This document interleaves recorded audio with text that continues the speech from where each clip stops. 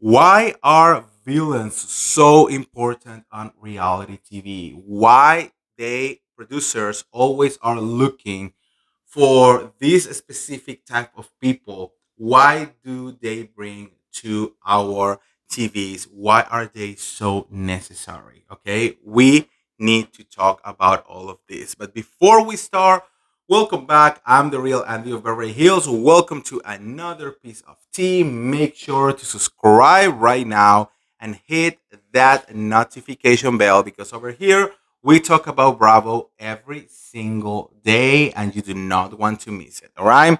Okay, guys. So let's talk about this mess. So, first, let's define what we mean by a villain in reality TV. We're not talking about criminals or truly harmful people, though the genre has had its fair share of problematic figures. In this context, a villain is someone who stirs the pot, creates conflict, and doesn't mind being the outsider. Think about people like Spencer Pratt from The Hills, Omarosa from The Apprentice, Tiffany New York Pollard from Flavor of Love, Lisa Rena from The Real Housewife of Beverly Hills, or even Danielle Staub from The Real Housewife of New Jersey, or even Shake from Love is Blind. They say what others won't. They challenge the narrative and they refuse to play it nice. They are bold, they are brash, and often they are the reason we keep watching, you know? Now, why are villains so crucial in reality TV? I think that is one of the number one questions that we have to ask ourselves. We are not here to watch reality TV and just, watch a bunch of people just being nice and act like they are on one of those, prescribed medications commercials on TV. Am I right? So, why are villains so crucial? Well, first of all, conflict drive narrative. Without tension, reality TV will be a bunch of people literally sitting around complimenting each other's outfits. And who wants to watch that? Villains create stakes, whether it's a snide comment or betrayed alliance or a screaming match at dinner. Villains inject energy into the show. They push the story forward, even if it means pushing someone into a pool. Second of all, villains offer something that most reality stars don't: authentic unpredictability. While many cast members worry about image or screen time, the villains after they just don't care. That makes them raw, exciting, and sometimes ironically the most real person in the room. And third of all, villains are literally mirrors. They reflect the audience's own judgments, their frustrations, and sometimes their guilty pleasures. We project onto them. We argue about them. We dissect their motivations like amateurs. Uh, like amateurs psychologists. They make for great TV, and even better, they bring conversation. Okay. Now,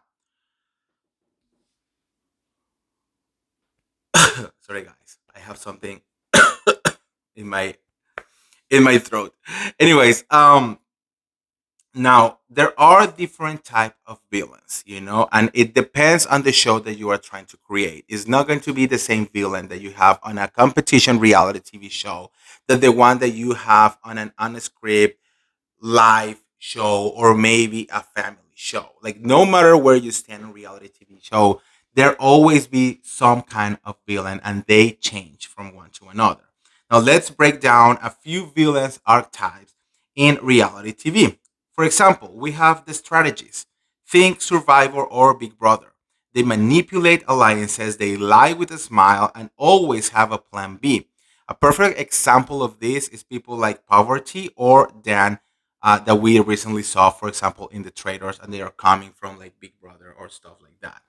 Now, we also have the divas. They want things their way and they are not afraid to say it.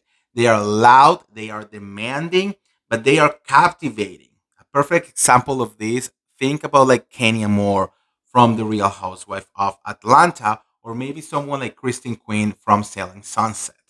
Now, we also have the agents of chaos, and these are very important. Okay, they are not playing a game, they are the game. They just want to watch the world burn. Think people from like New York. I mean, we all know her from Flavor Flav and all of that, but like, for example, House of Villains. That's the perfect example of a villain that just do not change and is made to be a villain in this world, right? Now we also have a special kind of villains, and they are the misunderstood. You know, they are not villains. They are self-aware. Some of them are edited or made to look into villains and make look worse of what they actually are. You know. Now, not every villain is as bad as they seem. You know, reality TV is edited heavily. The villain edit is a real phenomenon where producers craft a narrative arc that casts someone as the bad guy and sometimes even out of context. Worse as are spliced, reactions are rearranged, and small moments are blown out of proportion. Sometimes cast members walk off shows only to be shocked by how they are portrayed. This raises ethical questions. You know, are we villainizing real people for entertainment, and do they deserve it, and at what cost? Some villains like Omarosa or Spencer Pratt embrace the role. Other like Love is Blind, Shake, or Kelly Dodd from Orange County receive real life backlash and harassment. So there is a line, and while villains make the show, the human behind the role deserves consideration. Now, interestingly, some reality TV villains get redemption arcs, right? For example, Tiffany Pollard. Once the Chaos Queen of VH1, she's now celebrated as a pop culture icon with a solid fan base. Or, for example, Lisa Rena, who left the Real Housewives of Beverly Hills under a lot of scrutiny, and they are just always going to be a villain. In many cases, villains outlast the heroes. Why? Because they are memorable, they are complex, and they leave an impression. Now, love them or loathe them, reality TV villains are here to stay, and that is never gonna change. They make us laugh, scream, and binge entire seasons in one night. Because in the end, every story needs conflict.